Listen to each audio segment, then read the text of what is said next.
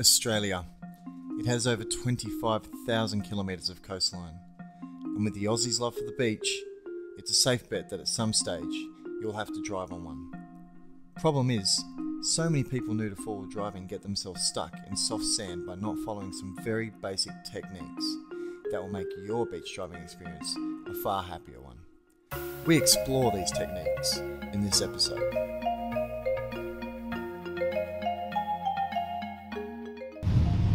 Right, today we're going to show you the effects of having incorrect tyre pressure on the beach.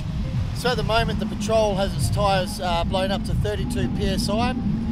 It's probably a bit too high for the beach, but we're going to show you the effects and how much difficult it's going to make your four-wheel driving on soft beach sand.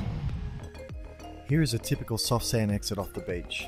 The first run, we're going to do this with the tyres inflated to 32 psi.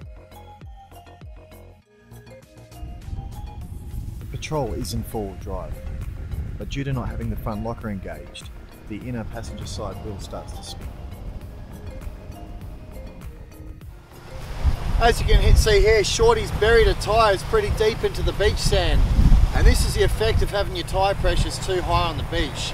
The tyre can't bag out and float above the sand. Instead, what it does, especially with these muddies, is it just becomes a big shovel and digs away the sand and buries your car, which is not exactly what we want to do on the beach. It doesn't only get you bogged, but it destroys the tracks.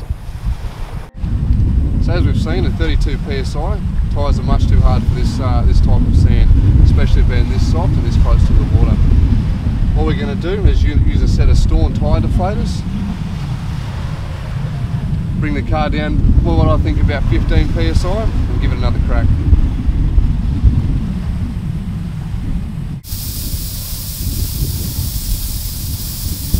Okay, as you can see, the tyre looks about right now. Take off our deflator and have a look at the pressure. Beautiful, spot on 15 psi. As we can see the tyre now, you can see there's a nice bag in the sidewall, and what that means for us is that the surface area of the tyre in contact with the surface we're wishing to drive on is much more, and I'll explain why. So if you have the surface we wish to drive on, we draw our tyre when it's fully deflated. As you can see, there's only a small amount of the actual tyre surface that's in contact with the road. Okay, and as we can see, we've deflated the tyre now. Our surface, you can see our wheel, we've almost doubled the size of the surface area of the tyre on the surface we wish to drive on. Hopefully we'll give it a crack and see how we go. You can see on this attempt the difference that 15 psi makes. The car is not labouring or struggling at all to exit the beach.